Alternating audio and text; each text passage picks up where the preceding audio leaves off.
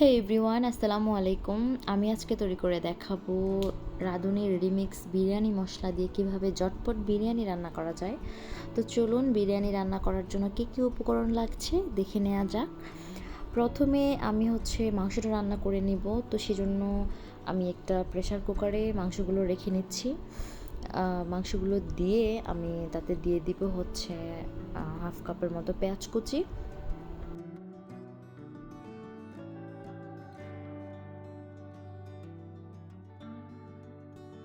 মধ্যে দিয়ে দিব হলুদ দিয়ে দিচ্ছি 2 চা চামচের মতো, আর মরিচের গুঁড়াও দিয়ে দিচ্ছি 3 চা চামচের মতো। মানে এটা মরিচের গুঁড়াটা যার যার স্বাদ অনুযায়ী দিবেন। আমি আমার যতটুকু ঝাল প্রয়োজন ওটুকু দিয়ে দিয়েছি জিরা গুঁড়া, দিয়ে দিয়েছি গরম মশলা গুঁড়া, দিয়ে দিয়েছি ধনিয়া গুঁড়া, আর লবণ দিচ্ছি স্বাদ মতো।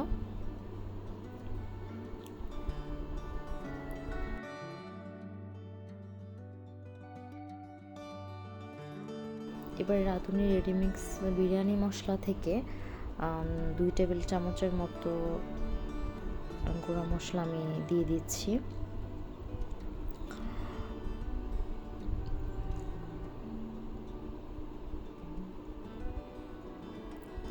দেখতে পাচ্ছেন 2 টেবিল চামচ রাঁধুনি বিরিয়ানি মশলা দিয়ে দিয়েছি আমি এখানে।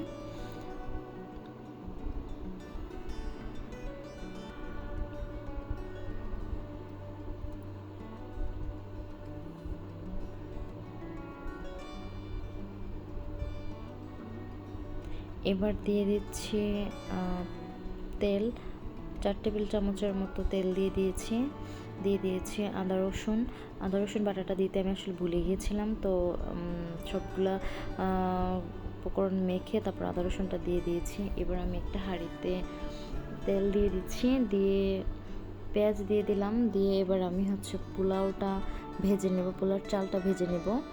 তো অপর পাশে আমি মাংসটা বসিয়ে দিয়েছি প্রেসার কুকারে। হয়ে যাওয়ার পর আমি এখন পোলাওর চালটা ভেজে নিচ্ছি।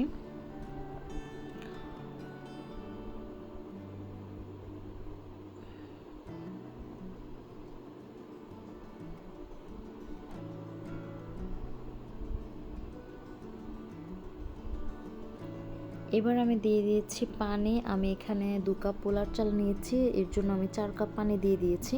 আমি ফুটন্ত গরম পানি দিয়েছি। এবার কয়েক টুকরা কাঁচামরিচ দিয়ে দিচ্ছি গুঁড়া দুধ। আর এবার আরও একটু রাঁধুনি বিরিয়ানি মশলা দিয়ে দিচ্ছি, 2 চা চামচের মতো রাঁধুনি বিরিয়ানি মশলা দিয়ে দিয়েছি।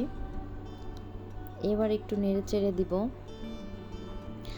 চেড়ে দিচ্ছি সবগুলো উপকরণ মিশে যাওয়ার জন্য। বলক উঠে আসার পর আমি এবার রান্না করে রাখা মাংসগুলো দিয়ে দিচ্ছি।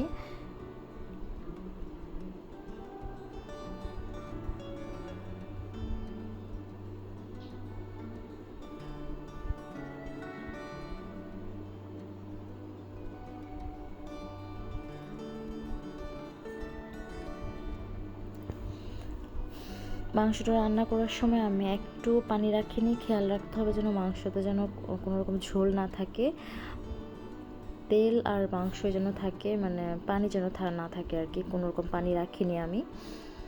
এবার দিয়ে ভালো করে নেড়ে চেড়ে নিব।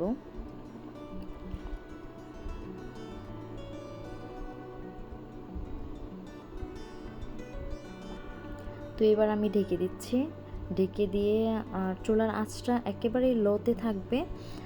তো দিয়ে আমি আর উঠাইনি ঢাকাটা, এখন উঠিয়ে নিচ্ছি। দেখতে পাচ্ছেন কেমন হয়েছে। এর মধ্যে কিন্তু আমি আর একবার উঠাইনি, অনেকটাই হয়ে গিয়েছে। এবার একটু নেড়ে চেড়ে দিচ্ছি।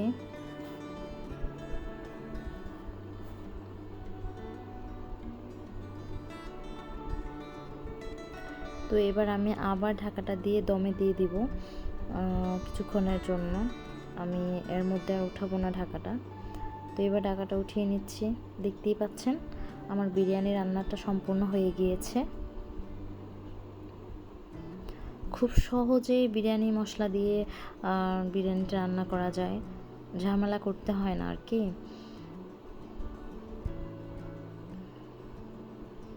খেতেও ভালোই হয়েছে, খেয়ে তো দেখেছি। তা আমার ভিডিওটা যদি ভালো লাগে অবশ্যই ফ্রেন্ডস অ্যান্ড ফ্যামিলির সাথে শেয়ার করবেন, চ্যানেলটা সাবস্ক্রাইব করবেন, একটা লাইক অবশ্যই দেবেন। তো আজকে আর কথা বাড়াচ্ছি না, সবাই আমার জন্য দোয়া করবেন যেন সুস্থ থাকি, আল্লাহ যেন সুস্থ রাখেন সব সময়, কারোর ক্ষতির কারণ যেন না হই। আপনারা সবাই ভালো থাকবেন, আর আমার ভিডিওটি দেখার জন্য অসংখ্য ধন্যবাদ। Thanks for watching. আল্লাহ হাফেজ।